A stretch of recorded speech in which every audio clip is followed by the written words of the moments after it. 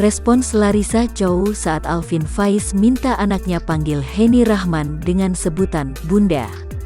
Alvin memilih menikahi mantan istri Zikri Daulay, Henny Yuliana Rahman.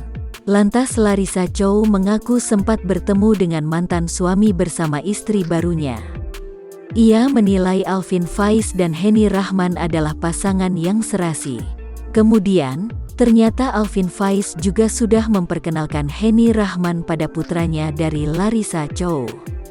Larissa Chow menerangkan sang mantan suami minta anaknya panggil Henny Rahman dengan sebutan Bunda. Ia pun mengaku tak mempermasalahkan soal panggilan untuk ibu sambung anaknya. Diajarin sama Alvinnya manggilnya Bunda, gitu. Nggak apa-apa, ujarnya sambil tersenyum.